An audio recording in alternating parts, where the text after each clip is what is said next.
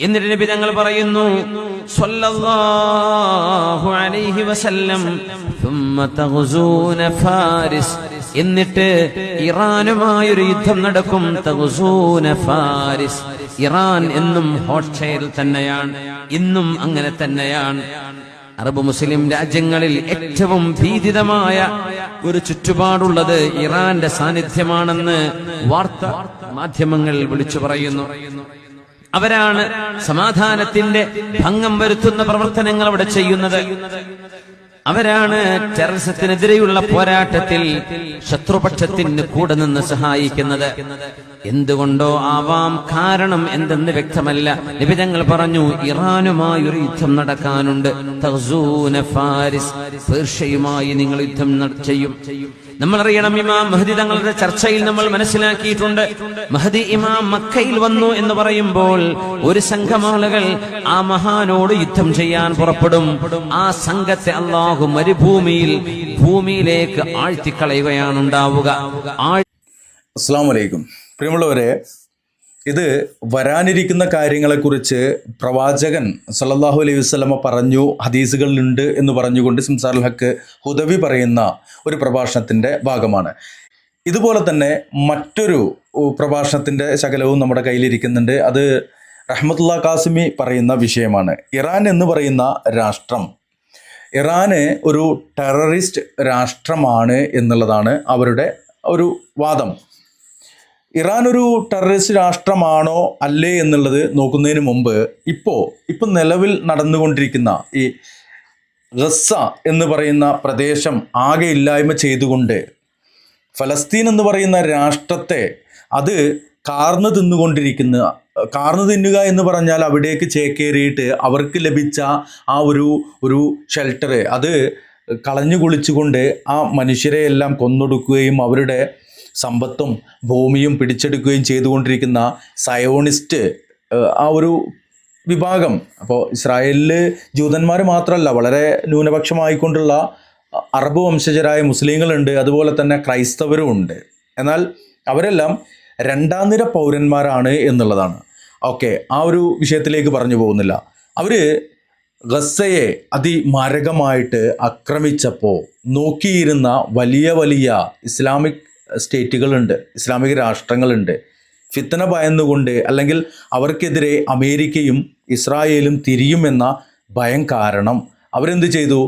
മിണ്ടാതിരുന്നു. കൊള്ളുന്നത് ഫലസ്തീനികൾക്ക്, അല്ലെ നമുക്ക് മിണ്ടണ്ട എന്നും പറഞ്ഞുകൊണ്ടിരുന്നു. എന്തോ പിന്നീട് വിശ്വാസികളല്ലാത്ത, വിശ്വാസികൾ എന്ന് പറയുമ്പോൾ സത്യവിശ്വാസികൾ, അല്ലാത്ത വിശ്വാസികൾ ഒരു കാറ്റഗറിയാണ്. ഇപ്പോൾ സൗദി അറേബ്യ എന്ന് പറയുന്നത് ഇസ്ലാമിക് രാഷ്ട്രമാണ്, അപ്പോൾ അത് വിശ്വാസികളാണ്. ഇനി ഇസ്രായേൽ എന്ന് പറഞ്ഞാൽ അവരും വിശ്വാസികളാണ്, അവർ ജൂത മതത്തിൽ വിശ്വസിക്കുന്നവരാണ്.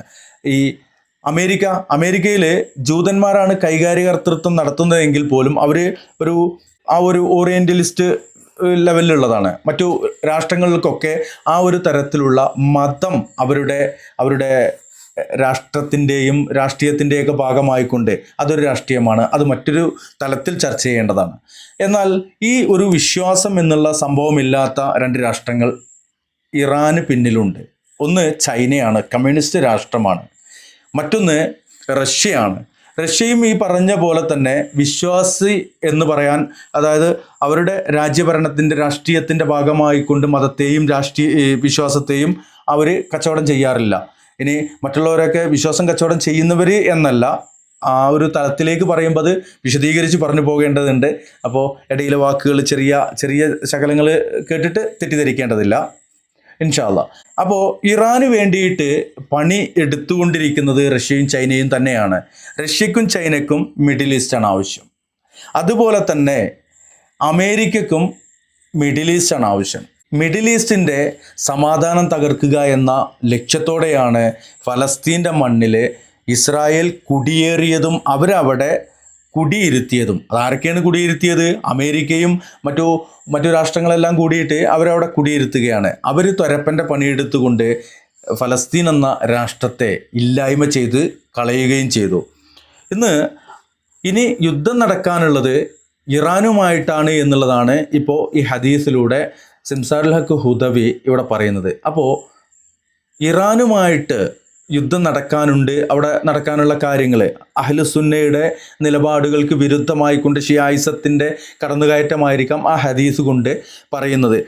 എന്നാൽ ഈ പറയപ്പെട്ട മിഡിൽ ഈസ്റ്റിനെ മൊത്തത്തിൽ ഇല്ലായ്മ ചെയ്യുവാൻ വേണ്ടി ആയുധങ്ങൾ നിർമ്മിക്കുകയും വിൽപ്പന നടത്തുകയും ചെയ്തുകൊണ്ടിരിക്കുന്ന ഇസ്രായേല് അതിനെ ഇന്ന് ആക്രമിച്ചത് ഈ പറയപ്പെട്ട ഇറാനാണ് എന്നുള്ള ഒരു കാര്യമാണ്. ഇപ്പം നമ്മൾ ഇനി കാലങ്ങൾ കഴിഞ്ഞിട്ടായിരിക്കാം ഈ സംഭവങ്ങൾ നടക്കാനുള്ളത്. എന്തായാലും അവിടെ മഹ്ദി എന്ന് പറയുന്ന ആ ഒരു കാര്യമൊക്കെ അദ്ദേഹം പറയുന്നുണ്ട്. ഇൻഷാ അല്ലാഹ് കുറച്ചുകൂടി നമുക്ക് കേൾക്കാം. അത് കഴിഞ്ഞിട്ട് തുടർന്ന് വരുന്ന റഹ്മത്തുള്ളാഹി കാസിമിയുടെ പ്രഭാഷണം കേൾക്കാനുണ്ട്. ആഴ്ത്തിക്കളഞ്ഞ് അല്ലാഹു നശിപ്പിക്കും. വീണ്ടും ഒരു സംഘം വരുന്നുണ്ട്. കാരണം അത് ഇറാനിന്റെ ഭാഗത്ത് നിന്നാണ് വരുന്നത്. അവര് വിചാരിക്കുന്നത് സാമ്രായിൽ നിന്ന് വരുന്ന മഹദിയെയാണ് ഇറാനുകാർ പ്രതീക്ഷിക്കുന്നത്. എന്നാൽ സാമ്രായിൽ നിന്നല്ല മഹദി വരുന്നത്, ഖുറാസാനിൽ നിന്നാണെന്നാണ് അഷ്റഫുൽ ഖൽഖിന്റെ വിവരണം സ്വല്ലല്ലാഹു അലൈഹി വസല്ലം. അതുകൊണ്ട് ഇറാനികൾ പ്രതീക്ഷിക്കുന്ന മഹദി അല്ല ഈ വന്നത് എന്ന് പറഞ്ഞ് ഇറാനിന്റെ ഒരു സൈന്യം അറേബ്യയിലേക്ക് മക്കായിലേക്ക് ഇമാം മഹദിയെ ലക്ഷ്യമാക്കി നീങ്ങുമത്രേ. ആ സംഘത്തെയും അല്ലാഹു നശിപ്പിക്കും. നബി തങ്ങൾ പറയുന്നു, ثم تغزون الروم فيفتحها الله. നിങ്ങൾ യൂറോപ്പുമായി യുദ്ധം ചെയ്യും എന്ന് നബി തങ്ങൾ റോമക്കാരുമായി, റോമക്കാരെന്ന് പറയുന്നത് യൂറോപ്യൻസ് ആണ്, അവരുമായി ഒരു യുദ്ധം നടക്കും. ഫയഫ്തഹുഹ അല്ലാഹ്, അല്ലാഹു നിങ്ങൾക്കതിൽ വിജയം തരും. ഓക്കെ, അപ്പോൾ അവിടെ നടക്കാനിരിക്കുന്ന കാര്യങ്ങളെക്കുറിച്ചുള്ള പ്രവചനമാണ് അദ്ദേഹം, അത് ഹദീസ് ആണ് എന്നുള്ള കാര്യത്തിലാണ് അദ്ദേഹം പറഞ്ഞുകൊണ്ടിരിക്കുന്നത്. ഇവിടെ മഹ്ദി എന്നുള്ള ആ ഒരു കാര്യം അത് ഇറാനികൾ അല്ലെങ്കിൽ ഷിയാക്കള്, ഇസ്നാശരികൾ, ഇനി അവർ കുറേ വിഭാഗങ്ങളുണ്ട്. ഈ ഷിയാക്കളിൽ നിന്ന് ഒറ്റ ലെവലിൽ പറഞ്ഞു പോയാൽ പോരാ, കുറേ അവാന്തര വിഭാഗങ്ങളൊക്കെ ഉണ്ട്. അവർ പ്രതീക്ഷിച്ചുകൊണ്ടിരിക്കുന്ന ഒരാളാണ് മഹ്ദി എന്നുള്ളത്. ഈ മഹ്ദി വന്നു കഴിഞ്ഞാൽ സംഭവിക്കുന്ന കാര്യങ്ങളെക്കുറിച്ചൊക്കെയാണ് ഇവർ പറഞ്ഞുകൊണ്ടിരിക്കുന്നത്.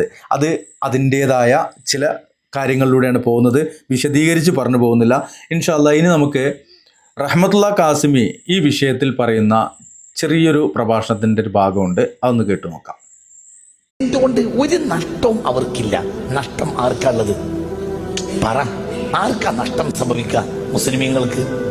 ഇറാൻ ഇനി ഒരിക്കലും അമേരിക്കയെ തിരിച്ചടിക്കൂല. ഇറാൻ തിരിച്ചടിക്കുകയാണെങ്കിൽ തിരിച്ചടിക്കുക എങ്ങനെയായിരിക്കും?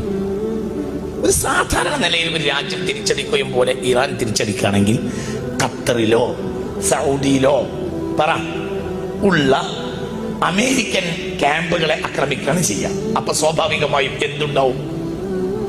ആ രാഷ്ട്രം ആ പക്ഷത്ത് ചേരും.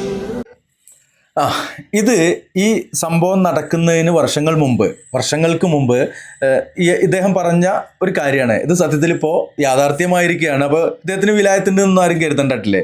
അത് ഇതിനു മുമ്പേ യുദ്ധ നിരീക്ഷകരും മറ്റു പല ആളുകളും അത് പറഞ്ഞു കഴിഞ്ഞതാണ്. കാര്യം ഇറാന് അമേരിക്കയിൽ പോയിട്ട് എന്തെങ്കിലും ചെയ്തു വരാനുള്ള ആ ഒരു അവസ്ഥ ഇന്ന് ആയി വരുന്നേ ഉള്ളൂ. അവർക്ക് പല സൂപ്പർസോണിക് മിസൈലുകളും മറ്റു കാര്യങ്ങളൊക്കെ ഉണ്ട്. അമേരിക്കയിൽ കൊണ്ടുപോയിട്ടിട്ട് വരികയാണെന്നുണ്ടെങ്കിൽ എന്താവും?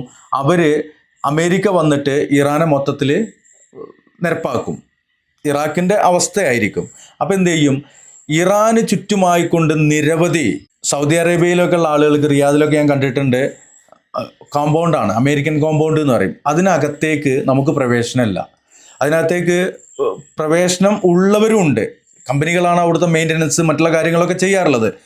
ഈ അമേരിക്കൻ കോമ്പൗണ്ടിന് 4 ഭാഗത്തുമായിട്ട് 2 മതിലുണ്ടായിരിക്കും.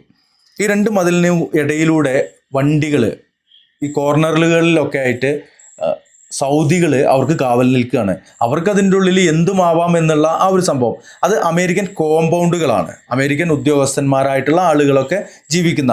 അതല്ലാതെ തന്നെ മിലിറ്ററി ബേസുകളും വിമാനം ഇറക്കുവാനും ഒക്കെ പറ്റുന്ന തരത്തിലുള്ള, അപ്പോൾ ഖത്തറിലാണ് ഏറ്റവും വലുതുള്ളത് എന്നൊക്കെയാണ് അറിയാൻ കഴിഞ്ഞത്. മിഡിൽ ഈസ്റ്റ് ആ ഒരു ഏരിയയിലൊക്കെ ഇവരുടെ വിമാനങ്ങൾ വരികയാണെങ്കിൽ അവിടെ ഇറക്കി ഫ്യൂലൊക്കെ നിറച്ചിട്ട്, ഇന്ധനം നിറച്ചിട്ട് അവിടെ നിന്നും തിരിച്ചു പോവുകയും, ഇപ്പോൾ ഇതിനിടയ്ക്ക് നടന്ന ഏതോ ഒരു അക്രമത്തിലൊക്കെ അവിടെ നിന്നും ഇന്ധനം എടുത്തു എന്നൊക്കെ കേട്ടിട്ടുണ്ട്. അപ്പോൾ അമേരിക്കൻ കോമ്പൗണ്ടുകളെ ആക്രമിക്കുകയാണെങ്കിൽ അമേരിക്കക്ക് തിരിച്ചടിക്കുന്നതിന് പരിമിതികളുണ്ട്. കാര്യം മറ്റൊരു അവരുടെ ജോഗ്രഫിക്കായിക്കൊണ്ട് അത് മറ്റൊരു രാഷ്ട്രത്തിലുള്ളതാണ്.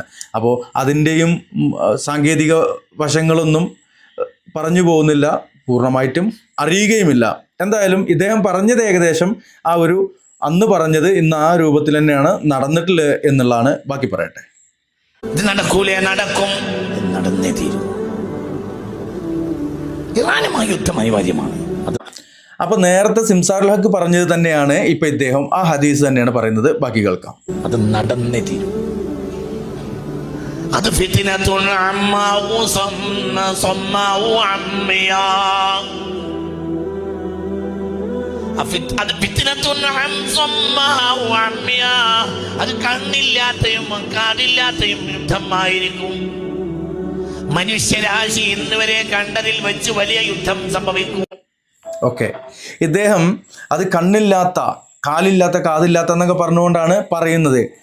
ഇവിടെ രണ്ടാളും പറഞ്ഞപ്പോൾ ആരായിരിക്കും ഇപ്പോൾ ഈ ഇറാനുമായിട്ട് ഒരു യുദ്ധം നടന്നേ തീരൂ എന്നുള്ളതാണ് ഈ ഹദീസിൻ്റെ അടിസ്ഥാനത്തിൽ ഇപ്പോൾ മനസ്സിലാക്കാൻ കഴിയുന്നത്. അങ്ങനെയെങ്കിൽ ആരാണ് ഈ യുദ്ധം നടത്തുക? അമേരിക്ക വന്നിട്ടാണോ നടത്തുക? അതോ ഇസ്രായേൽ വന്നിട്ടാണോ നടത്തുക? അതോ GCC രാഷ്ട്രങ്ങളിൽ ഏതെങ്കിലും ആണോ നടത്തുക? അല്ലേ, അറിയേണ്ടതുണ്ട്. ഇന്ത്യ എന്തായാലും നടത്തൂല. ഇന്ത്യ ഇറാനും തമ്മിൽ ഇപ്പോൾ നല്ല ടൈപ്പിലാണ്. അത് കുറേ വർഷങ്ങളായിട്ട് അങ്ങനെ തന്നെയാണ്. അപ്പോൾ ആര് നടത്തും എന്നുള്ളത് ഇതുവരെയും അതൊന്നും വ്യക്തമാക്കിയിട്ടില്ല. നിങ്ങൾ നടത്തും എന്ന് പറഞ്ഞാൽ ആര് നടത്തും എന്നുള്ളത് കൂടി ഇവരൊക്കെ ഒന്ന് പറഞ്ഞു തരുമെന്ന് വെച്ചെങ്കിൽ അതുകൂടിയൊക്കെ ഒന്ന് മനസ്സിലാക്കാമായിരുന്നു. ഏതായാലും ഇറാൻ ഇതിനു മുമ്പേ തന്നെ 10 വർഷക്കാലത്തോളം അല്ലെങ്കിൽ 10 വർഷത്തിലേറെ കാലം നിരന്തരം യുദ്ധത്തിലേർപ്പെട്ട ഒരു രാഷ്ട്രമായിരുന്നു ഇറാഖ്. ഇറാഖുമായിട്ട് അവർ നിരന്തരം യുദ്ധത്തിലേർപ്പെട്ടിരുന്നു. അന്ന് ഈ യുദ്ധം നടക്കുന്ന കാലത്തും അതിനു മുമ്പെയൊക്കെ ഈ ഇസ്രായേലും ഇറാനും തമ്മിൽ ഭയങ്കര ടൈപ്പായിരുന്നു. അവർ ഭയങ്കര സെറ്റായിരുന്നു. മൊസാദ് എന്ന് പറയുന്ന ഇസ്രായേലിൻ്റെ ചാരസംഘടനയാണ്, അല്ലെങ്കിൽ ആ ഒരു സ്പൈ നെറ്റ്വർക്കാണ് ഇവർക്ക് ഒരു സ്പൈ നെറ്റ്വർക്കും ചാരസംഘടനയൊക്കെ ഉണ്ടാക്കി കൊടുത്തത്, പരിശീലിപ്പിച്ചത്. പിന്നീട് അവിടെ ഇസ്ലാമിക വിപ്ലവം നടന്നതിന് ശേഷം ഈ അലി ഖാംനെയി എന്ന് പറയുന്ന ആള് അവിടെ പരമോന്നത നേതാവായി വന്നതിനൊക്കെ ശേഷമാണ് പിന്നീട് അവർ തെറ്റുന്നത്. എന്നാൽ ആ തെറ്റും ഇപ്പോൾ ഇറാനിൽ ഷിയാക്കളാണ്, ഷിയ ഭൂരിപക്ഷ പ്രദേശമാണ്. ഷിയാക്കൾ അഹ്ലുസുന്നയുമായിട്ട് ഒരു തലത്തിലും അഡ്ജസ്റ്റ് ചെയ്യാത്ത ടീമാണ്. ഇറാനെ ഒരു കാലത്ത് ആരോ ആക്രമിക്കുമെന്ന് പറയുന്നുണ്ട്. അപ്പോൾ ഏതായാലും അത് കഴിഞ്ഞതാണോ ഇനി നടക്കാനുള്ളതാണോ എന്നുള്ളത് അറിയില്ല. ഇവർ രണ്ടുപേരുടെയും പ്രഭാഷണം കണ്ടപ്പോൾ അതൊന്ന് അറിയിക്കണം തോന്നി, അറിയിച്ചു, അത്രമാത്രം. ഇൻഷാ അല്ലാഹ് ഈ വീഡിയോ വൈൻഡപ്പ് ചെയ്യുന്നു. Signing out, Mansoor Mannarkkad.